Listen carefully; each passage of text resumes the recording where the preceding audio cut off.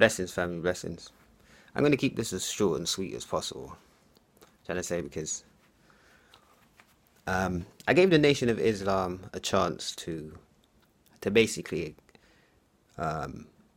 explain to me and express to me what Malcolm meant and what Malcolm was saying in that interview that he gave in the video that was played.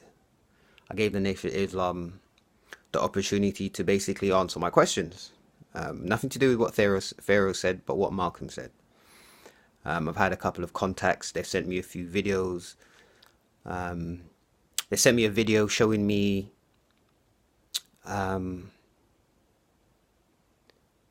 Elijah Poole's youngest wife. Malcolm X never said anything about wife. He didn't say nothing about wife. Malcolm X said that Elijah Poole was having sex with his young secretaries. Or should I say, fornicating with his young secretaries. Some became pregnant. They were publicly ashamed. And they were, they were sent somewhere. You bringing his wife to the stage doesn't prove nothing. I don't know if you lot think this is a bunch of 9-year-olds, a 9-year-old jury that you lot are presenting evidence to. I don't think you lot realize you're dealing with big people. You can't bring me his youngest wife and say, look, that's his youngest wife. I'm pretty sure he didn't marry any of the secretaries that he fornicated with. So you ain't proving nothing. Where are the secretaries that were embarrassed? Bring me the secretaries that were publicly humiliated. Those are the people that we want to speak to. Those are the people that Malcolm X was talking about, not his wife. But anyway, look, I decided, you know what, I'll do my own little research on the Nation of Islam. And to be honest, it didn't take that long for me to find out exactly what's going on. That, a bit of research, common sense, my gift, and the ancestors, this shit was easy to figure out really quickly. And I'm going to just do this really, really quickly, as quick as possible, because I got my dinner on the stove that I'm going to go eat. So I ain't even got time for this. All right? First of all, the Nation of Islam is not a religious organization. Okay? It's a government organization. The Nation of Islam most likely was not even started by Elijah Poole. Okay? The Nation of Islam was a government institution that was put in place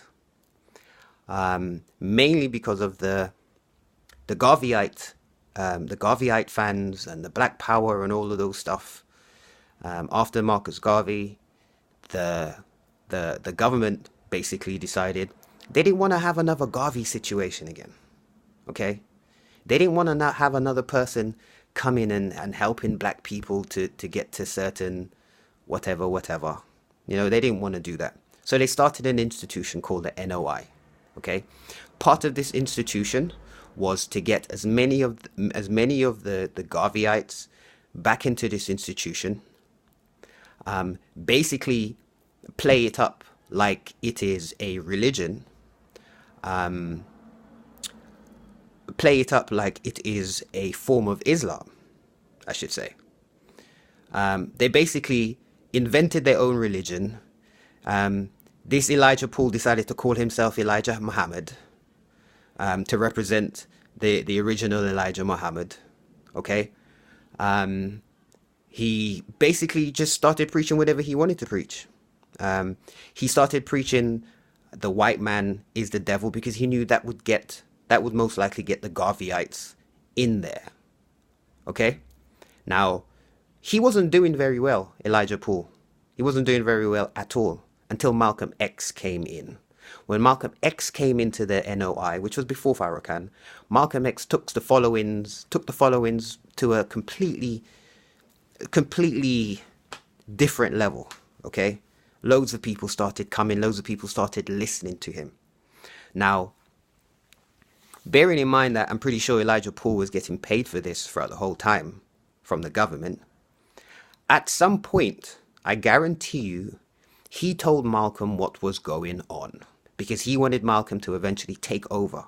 Okay, not only did he tell Malcolm, not only did Malcolm find out about the young girls, but he told Malcolm what was really going on. That is, this wasn't a religious organization. It was a government institution.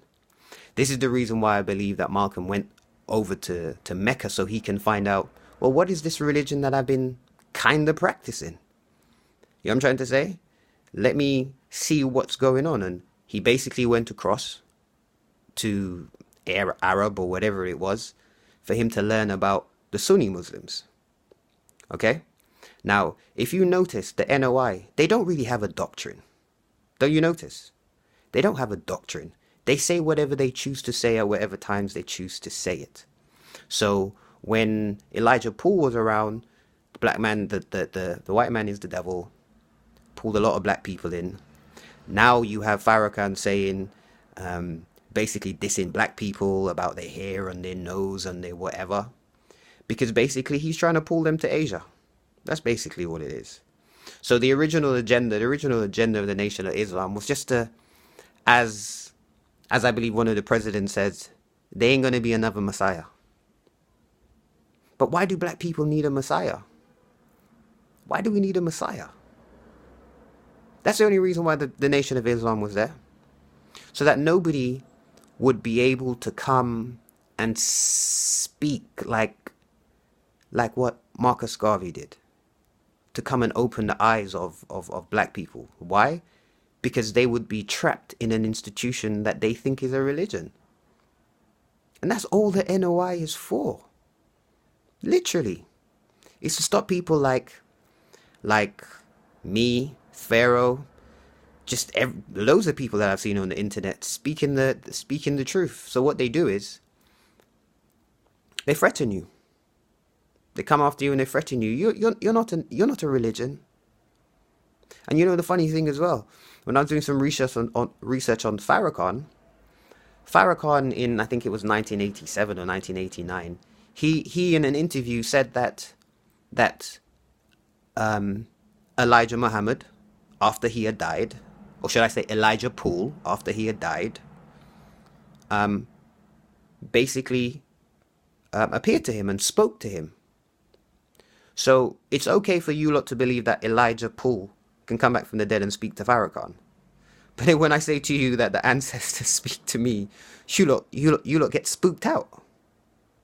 But you believe Farrakhan, though, that Elijah Poole came to see him on a big wheel. And this is where it got interesting.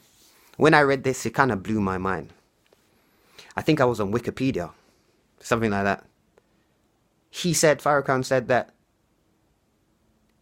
he met Elijah on a big wheel. And next to that big wheel, it said an unidentified flying object. An unidentified flight. Is that a spaceship? Does anybody remember something I said about a spaceship being underground? And the other day I'm reading about Farrakhan met Elijah Poole on a spaceship. Uno better mine out. Uno better mine out. Trust me on that.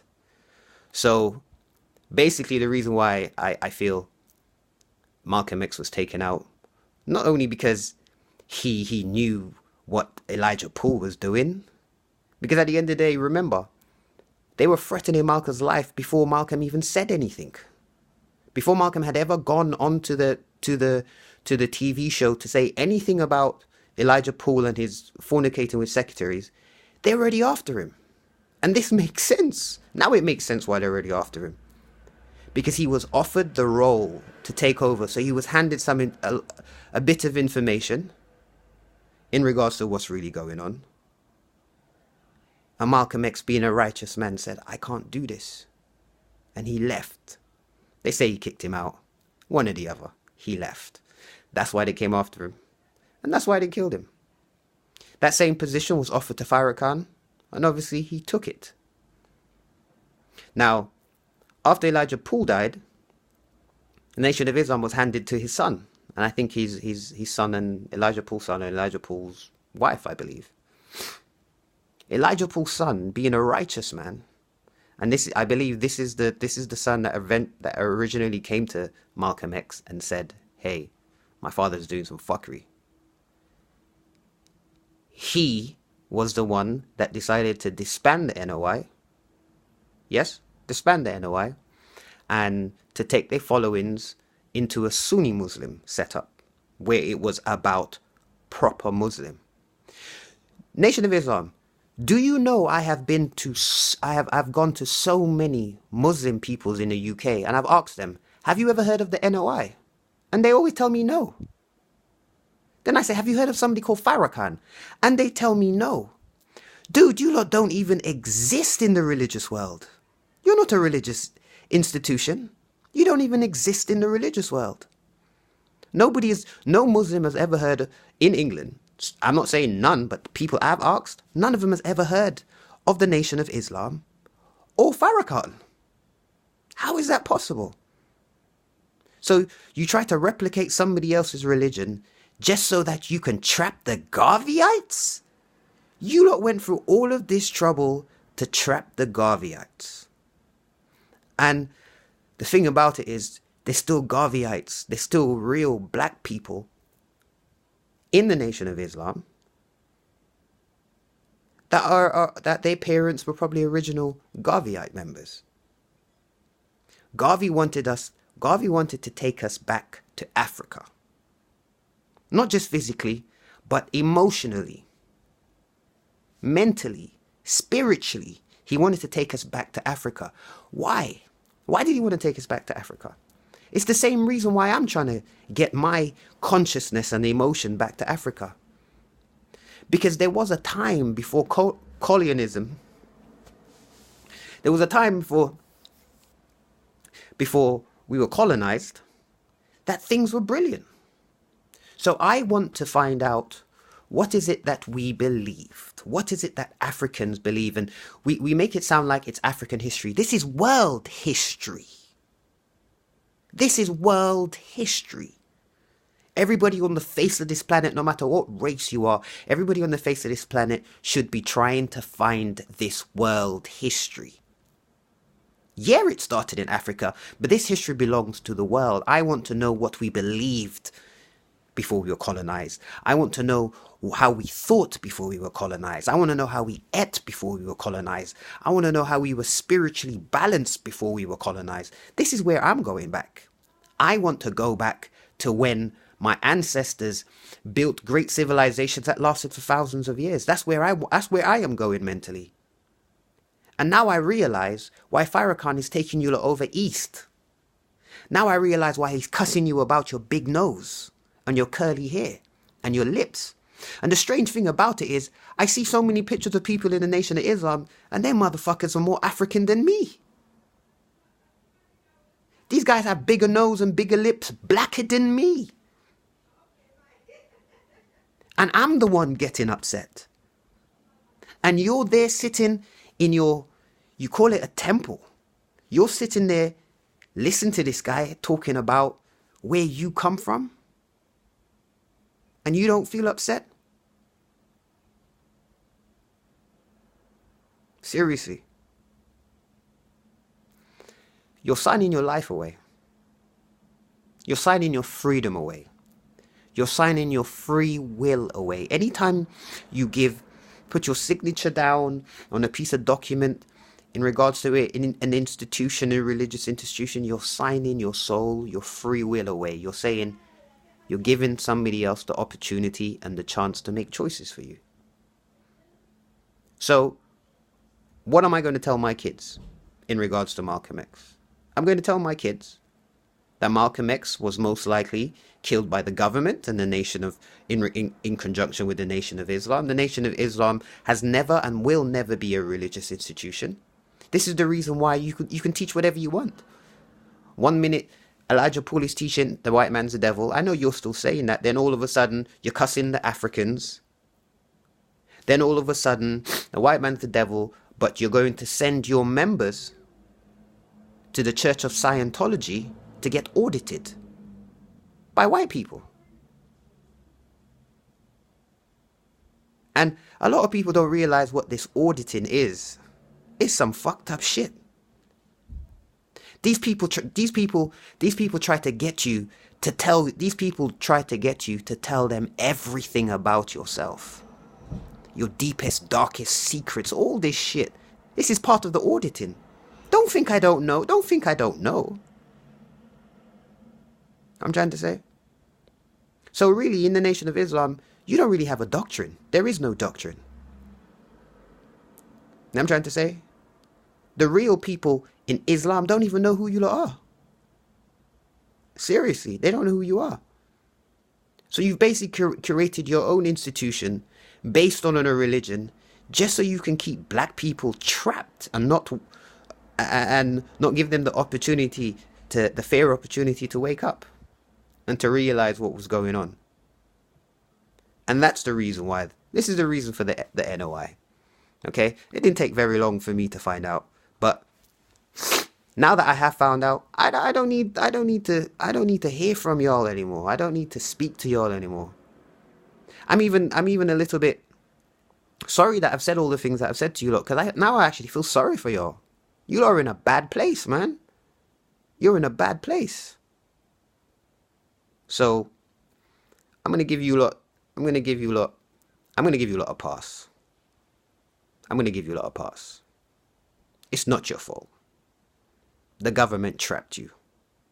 But you got to wake up and you got to smell the coffee before it's too late.